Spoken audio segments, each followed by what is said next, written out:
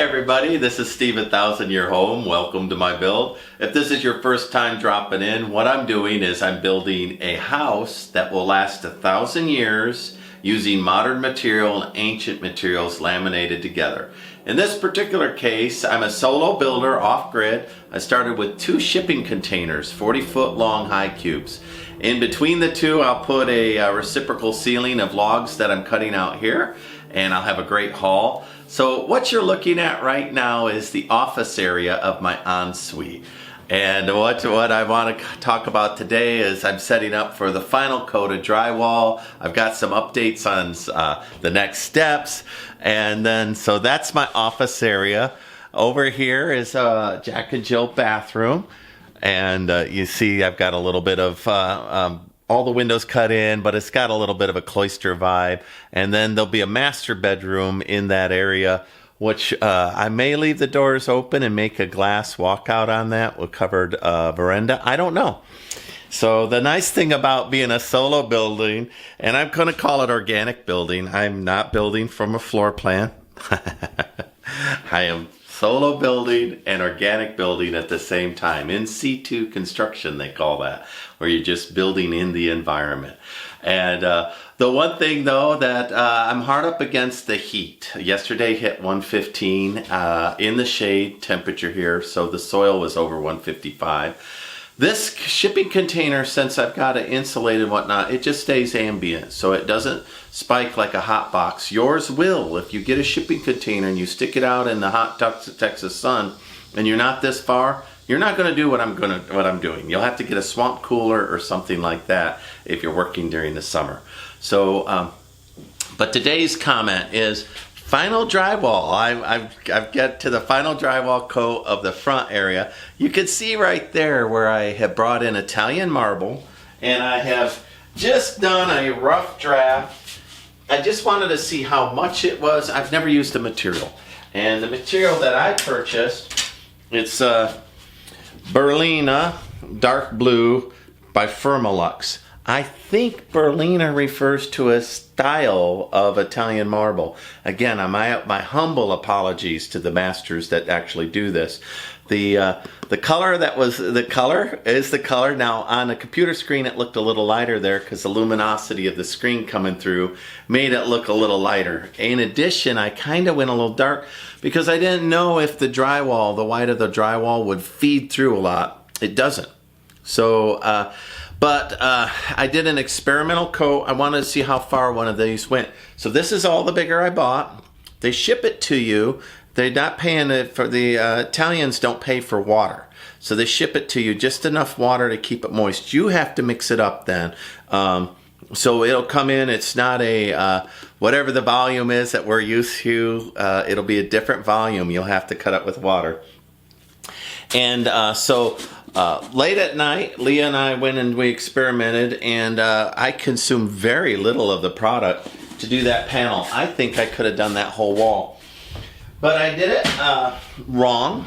I just did it to see how far it would go. A couple of different things. I wanted to see if I could clean up the post with the edge. Take a look there. It's not half bad.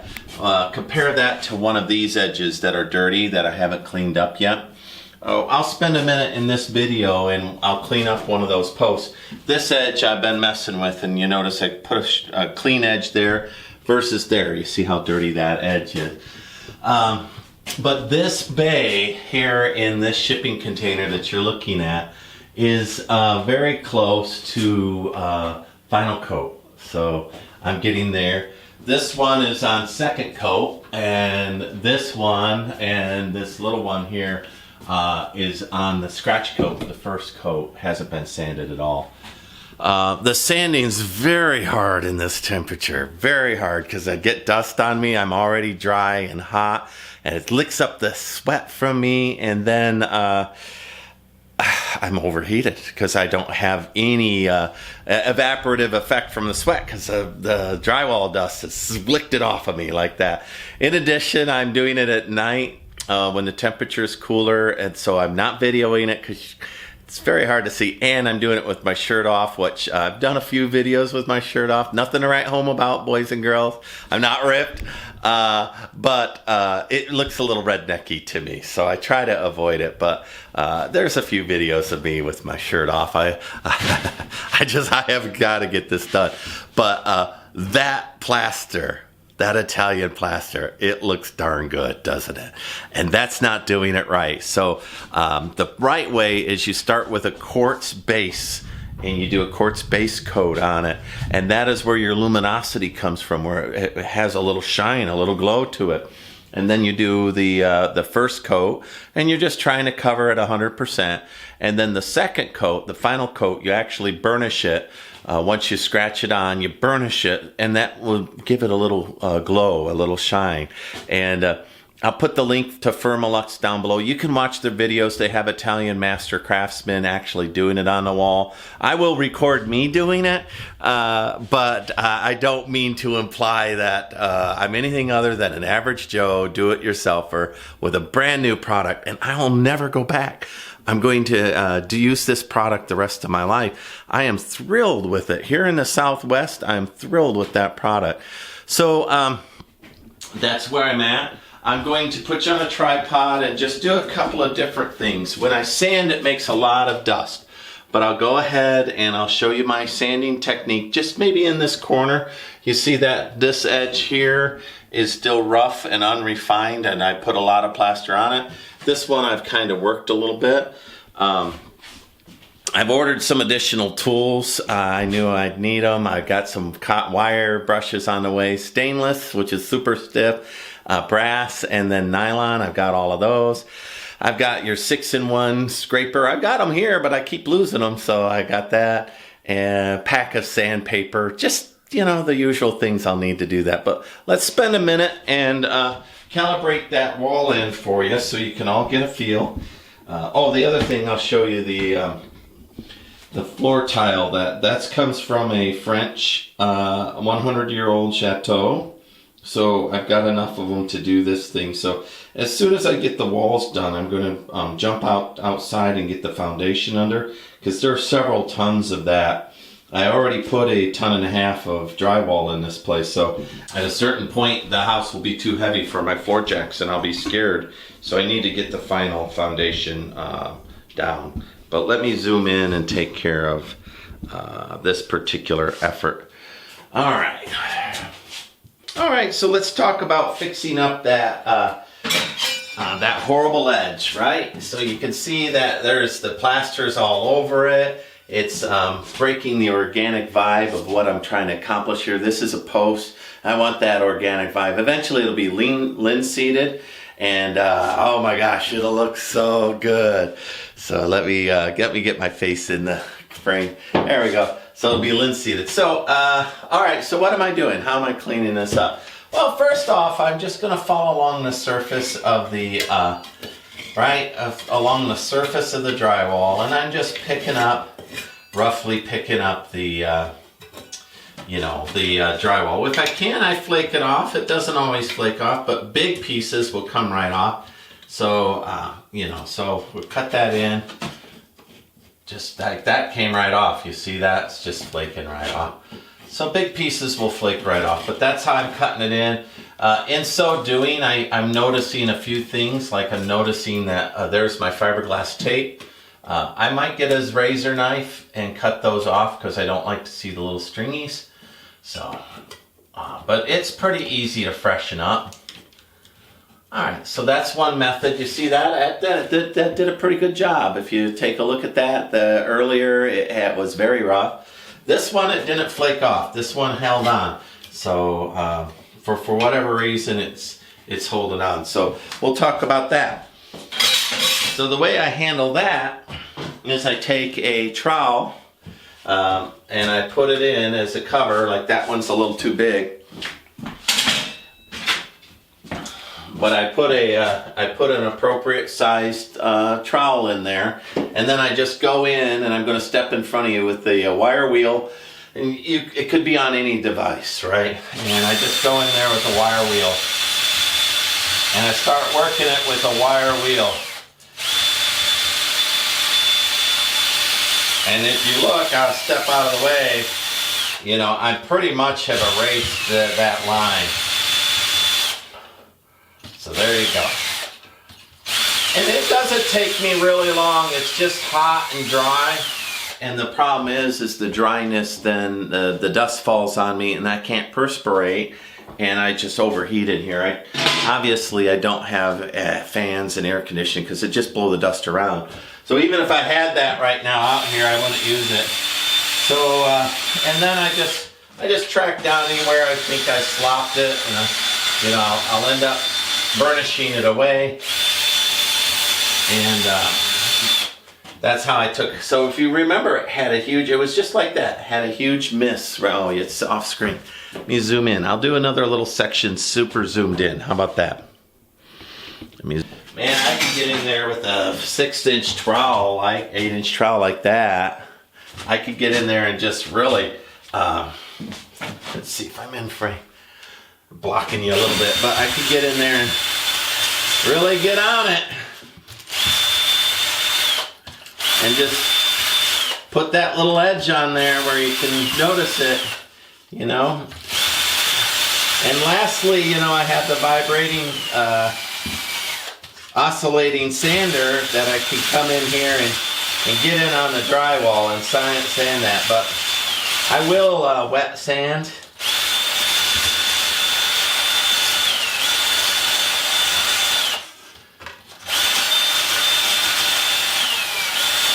All right, so you can see that churched that up real good. Right there. And then I do have a couple of different sanders. Of course, you can see that I made a really good edge out of that. And so that post will just shine. I'll do the same thing on everything. There's always a time in all construction when you drywall where it's an ugly duckling, right? So I buy these by the package in different grit. So then once I have it, you know, I can come back in here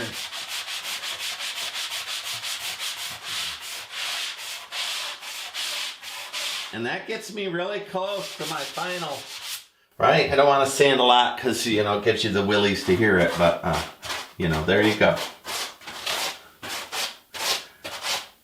All right, and lastly, while I was out thrifting, look what I found. I found an old Porter cable. This thing weighs every bit of 20 pounds. Old Porter cable vibration sander. I've ordered the new pads for it. It feels like it's 240 grit right now, maybe worn down.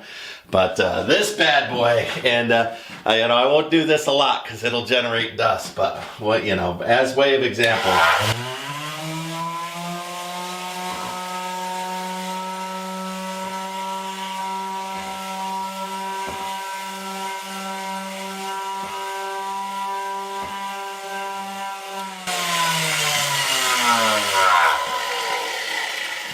And then I'll come in here with a leaf blower and I'll blow it all out. So I've already coated just that fast. I've coated my camera in drywall dust. So I want to put on a respirator when I do that and work for a little bit. I'll work right now, but I'll set you far enough away that you can watch me. And so then I'll come in here finally with a leaf blower, air compressor, and I'll blow it all out, wire wheel it when I'm done. The blue, whatever color, and I ordered a lighter blue. I've got a desert rose for the bedroom, and I have a very, very, very, very light seafoam green for the bathroom. So, and I'm super happy with that burnishing. I'll sand that all out when I get the order. So from this experiment, I went ahead and I ordered all of the Firmalux is the name of the company I chose to use, and I did find it on Amazon, by the way. So I'll put the links down below. I'm not affiliated, so I'm not getting paid at this time. In the future, I might be affiliated. Check the links, and I'll verbally let you know if I'm affiliated. But I'm not affiliated right now. I think it's going to make this place just pop. I mean, it'll sizzle. In addition, since the color is actually into the mud, if somebody scratches it, it'll still have the color there unless they scratch all the way through the underlayment. So I ordered 2 gallons of the quartz primer. That was $160. I ordered 3 1-gallon containers because I'll have enough then to do the other Connex and maybe even the Great Hall. Each gallon was $70, not including shipping, but I'm 2-day prime, so they had it in stock. I ordered a handful of trowels, and I bought some expensive ones, burnishing trowels that can fit in the corners. They've got a little point to them. So, you know, the big trowels that people use to do like 2,000 square feet, kind of inappropriate in a tiny home. Get the appropriate size trowel that will fit in the little corners. And since I'm doing the, I'm doing the post, I've got this organic curve that I'll be going down. So I ordered all of that. And that is going to be about $200 worth of supply. So all said and done with all of the mud and the Firmalux, not including drywall mud, but I'm talking about the plaster and all of that. $490 for to do both containers, and then another $200 in supplies that you may or may not have. Things like burnishing trowels and sanding. I bought extra sanding, that's included. Sanding pads for my vibration sander. Different wire brushes of various kinds. I bought a angled scraper, which are really, really good. So I've got one here, I can't find it. So I had to buy another one. So those odds and ends will all be delivered to me shortly, and I hope to have the walls done by that. They're about, it said 9 days, so 2 days shipping didn't apply for whatever reason. But they might get here early. I'll have this all blown out, I'll have this area ready, I'll be working in the foundation outside, and then I'll jump into the facilities and I'll do the restroom and then head towards the master bedroom.